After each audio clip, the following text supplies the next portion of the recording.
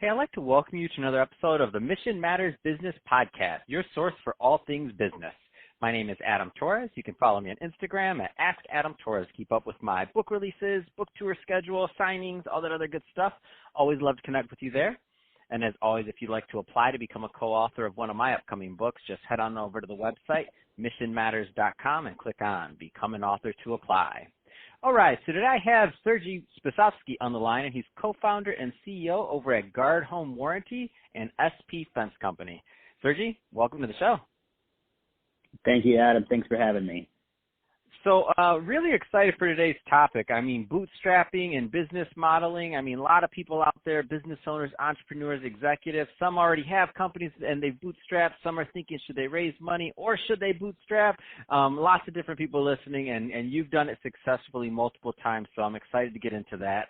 But before we do, let's get a little bit more background on what you're doing over at Guard Home Warranty and also SP Fence Company. Tell us a little bit more about your companies, please. Yeah, absolutely. So we'll start at the beginning. SP Fence is a family-owned fence company, 50-50, myself and my dad. We started it together. I'm the marketing and advertising side of the company, also working in sales. He was working in ops. So we built that company from the first year. We actually did the installs ourselves. And so we went out to the job, would sell it, go out, do the installs. So in terms of bootstrapping, working your way from absolute zero, that was about 2007, 2008. Built that into a company that was listed in the Inc. 5000 in 2016. Now we have a wonderful team and 6 or 7 crews. We do about 600 to 800 jobs a year with that business. It's essentially a commodity. A homeowner would move into a house, then they need a fence. So the value in that business is providing better customer service, better products, competitive pricing, et cetera. Guard Home Warranty is a new venture for me. It's very exciting. We're about in our third year at this point. We provide home service contracts. So a lot of homeowners, when they purchase a new house, they may or may not have additional funds for things like if a water heater goes out or if their dishwasher breaks. So we provide a home warranty, and in the unlikely event that happens, we provide the funds to pay for those. We help finding contractors and things of that nature. So we started that company about 3 years ago, myself and another partner, and we've been growing it. We're now in 11 states. We have 6 full-time salespeople, and we're very excited about what the future has for us. Man, that's amazing. I love it. I love to hear entrepreneurs doing well and, executing on the fundamentals. So let's switch it up a bit. Let's get into bootstrapping and business modeling. Where do you want to begin with that one? Yeah, I want to begin with what you just said. I love when entrepreneurs are doing well. I think when you bootstrap, doing well means it has a completely different subset of criteria than when you raise money. Because when you're raising money, you're going after returning the investment for your investors. When you're bootstrapping, it really comes down to the core. What are you doing with this business? And I think a lot of entrepreneurs get really excited in the hype, and they, watch some Gary Vee or one of these guys that are just really motivating, really exciting, and they want to be the next guy that's 50 million, 100 million, and that's definitely doable. Bootstrapping, however, it just takes a lot longer. So, I think a realistic perspective in terms of bootstrapping for Guard Home Warranty, when we spent the entire initial 12 months building a back end in a business where my average competitor is, $100 million, 200, 500, 1.2 billion is my biggest competitor doing the exact same thing that we're doing. So when you're bootstrapping in a space where you have to be really good to make a dollar, the first, certain incremental time period is just building that back end, building your sales funnel, understanding what the market requires. So we spent a good 12 to 18 months on that before we rolled out a real estate focused campaign with 4 or 5 salespeople. And then, that was a little over a year ago, and now we're rolling out. We've added the additional states. We'll probably add an additional 10 salespeople this year. But the first thing regarding bootstrapping is expectations. Everybody has a different financial picture. Fortunately, we have a financial officer at the company that started and sold a handful of insurance companies, so he was able to help us model, what that would look like. And there's no way to bootstrap without investing a good amount of your own money. But most of the investors in this company are relatively young, so we don't have a 9-digit backer like some of our competitors do. So just understanding what things would cost, understanding, it really having your I's dotted, your T's crossed in terms of your marketing expenses, and understanding, okay, if for this month, if we spend, X amount, then we're going to have to invest Y. If we find a way to make that a little bit less, we'll find a way to invest less. And so the value in that is really understanding what you're getting for the money you're spending. And over time, as we've grown, even the little bit that we have grown now, we're far better in tune with what we're spending and what it's bringing us, and so the opposite side of things would be to come in with a cash infusion and you say, all right, I'm going to do everything. And so the skill set of honing in particularly on what's successful for your business, I think works a lot better when it's your money, your family, your child that's going to have a different vacation if things don't work out for you. And I want to go further down that line because I think that's a really it's a really important point to bring up. Let's talk about burn rate. And in my mind, a lot of time, and I'm not saying that there haven't been really successful businesses on both sides. Some grow businesses tremendously by raising money, some bootstrap, and sometimes I find though some of the let's say less experienced founders that have raised money, the burn rate, what they spend, what they do, it's a little bit different when it's not your money that you've earned. That's just what I've noticed. I mean, I don't know what your thought is on burn rate. Yeah, absolutely. 100%. So, psychologically speaking, everybody here listening, they have a mortgage, they have a car payment, or they don't, and they have to buy their food. So, when you've taken that money and set it aside and you are investing that now in a business, the emotional attachment right, exactly. Yeah, the emotional attachment that you have to that money is far deeper than if you were to get a check for $1 million. I remember I pitched an investor 2 years ago, and I do some house flipping on the side, and I had an idea. I was like, hey man, give me $1 million. I do this, and he's like, well, what would happen with the $1 million? I'm like, I'd figure it out, because honestly, at the end of the day, I didn't really care. It was his million. He would have given it to me, and I know I would have done well with it. But at the end of the day, when you touch your own $5, $1, 100,000, 500,000, whatever it is, it's your own blood, sweat, and tears that you're spending. It's a completely different picture. So I think the best way to do it, if you can, is find a way to bootstrap. People talk about a minimal viable product, or a business. I try to get any business that I'm involved in to $1 million in revenue. And then at that point, if you're going to get an investor, first of all, you show that you're not just a kid off the street and that you're not, someone with hopes and dreams. You've already invested 80 hours a week for multiple years just to get yourself there, right? And then you've already put yourself out of the 95% of, failed businesses that go, or entrepreneurs that end up with failed businesses. So you show that you're on the right path. You have an idea in terms of what you're doing.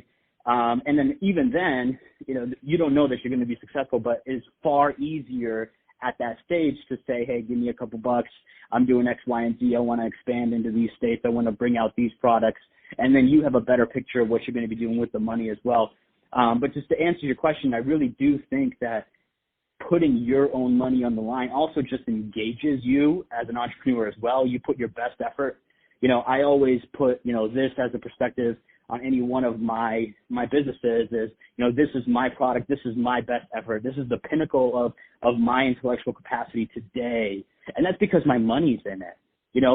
If you gave me $5 million to kind of put that out there and put a product together, it's kind of your money and it is my product, but when it's my money and my product is the pinnacle of my achievement, and it is what it is. It may be terrible, but that's where I'm at today, and this is the capacity that I have today.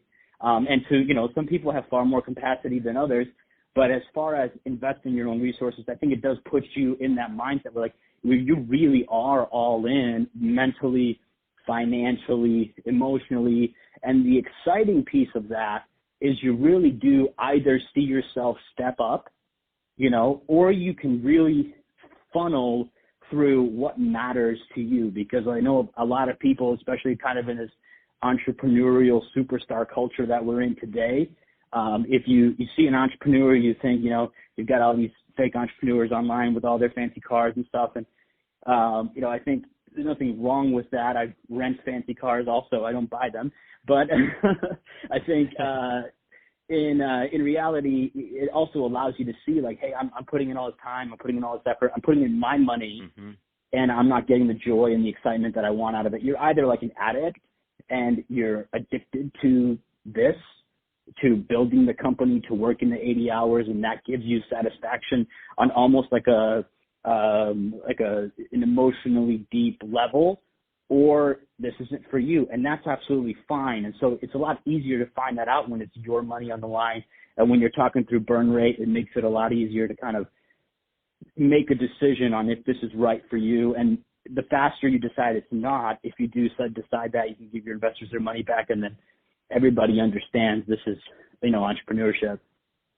Man, I love that, and you're sharp, Sergey. I mean, I love that you bring up the idea of where you're at right now and your mental capacity right now, because I think a lot of times that big check ruins businesses that could have been good. Like in the beginning when I started in this business, I had people that wanted to invest, and I'm like, are you crazy? You want to invest in this? Isn't even my background media. Would you want to invest with me? And they wanted to invest with me because they knew my prior success in finance and like as an advisor and other things, and they'd see past things. I said that's not applicable here. Like, I don't necessarily know what I'm doing yet. I can't take your money and be spent and I waste it. Like, I'm like, no, I don't even have this business model figured out yet. Are you kidding me? But if I would have been a little bit less seasoned, and if I hadn't had some other things in my past that I did well in, I would have been like, oh, I have this money. I would have burned through that money so quick, and it would have been all bad, and then the company would have been ruined, literally ruined within a couple of years, for sure. Or I would have been stuck in that perpetual trying to figure it out stage. And it's not because the business isn't there, the model's not there. It's because my vision wouldn't have been there at that time. So just to link that back to what you were talking about, my mental vision wasn't there yet. It took years for me to get there to where I could finally start taking on capital if I choose because now the vision's there. Now I know how to spend it. So that we get it back. That's the main thing, not just spend it, I should say. Now I know how to spend it or invest it so that we get it back. Big difference than just spending it. Yeah. And the engagement is complete. It's not just a mental exercise or a hypothetical. You put in your own money, you've seen the return, and if you go to investors, there's a far better perspective on what you're selling. One quick story: we had a local celebrity in my community. I'm a Ukrainian guy, and so this gentleman, when I moved to Chicago, had one of those classic $12,000 mansions in the city that I lived in. And I saw this gentleman as just a complete success in every possible way. Immigrant, came here with young kids, kind of busted ass, and then, started this successful construction company, went national, built this massive house, had it paid off, et cetera, et cetera. Long story short, that guy then went into a different business, a far more sexy business. And by the way, this is a conversation for another time, but I'm kind of the evangelist for the non-sexy businesses. I think there's a lot of competition in sexy businesses, and I think that there's a lot of opportunity in non-sexy businesses because a lot of the intellectual capital is going towards, the tech and, all of the new fads of the day. But so this gentleman went into a different business, and then I saw between my very eyes, and I was already an entrepreneur at this point, a few years in, just grinding 80 hours a week with limited return, and I watched him raise money fly sky high. I mean, the guy was taking vacations to Sweden with his entire family, paying everybody's way and all of this, and his new investments were quote-unquote successful. And then within, I want to say, 3 to 5 years, the guy lost everything, went bankrupt. And not only that, just about every single family that I'm familiar with nationally in our community invested in his new venture. So not only did this guy go from a local superstar celebrity entrepreneur, somebody you want to be, to somebody that you don't even want to look at because he had a lot of young families, a lot of uneducated investors kind of invest in that. So you hear those stories all the time, and that really scared me away from raising money because, one, if I lose my own money, at least that's my own money, but if I lose somebody else's money, I feel like that's different, especially an unsophisticated investor. And then when you're doing friends and family, that's generally what businesses will do at first. I do have friends and family that will, that are very generous and will probably give me to the last penny because they quote unquote believe in me, but I wouldn't take it. And I think that's why they would say they would give it to me. Yeah. No, that's awesome. So, Sergey, if I could talk to you about this all day long, first of all, but we're about out of time. If somebody's listening to this and they want to learn more about your businesses or what you're up to, what's the best way for them to do that? Yeah, absolutely. So, guardhomewarranty.com is the website that we have for Guard Home Warranty. spfence.net is our company here locally in Chicago. My LinkedIn is really the only social media that I'm somewhat active on. I'm a little bit of a recluse. So it's Sergey Spisovskiy, Sergey, last name is Spisovskiy. Click on the link, connect with me. I'd be happy to chat. Fantastic. Well, hey, Sergey, been awesome speaking with you today and getting your story and your thoughts on bootstrapping and from your experience. And so great stuff there. And to the audience, as always, thank you for tuning in. Hope you got a lot of value out of this. If you did, don't forget to subscribe to the podcast. Leave me a review on the Apple iTunes store. If you're watching this on our YouTube channel, Mission Matters Business, then definitely give us a subscribe there, but also leave us some comments in the comment section of the video. Love to hear your thoughts on bootstrapping or anything business. And Sergey, thanks again for coming on the show.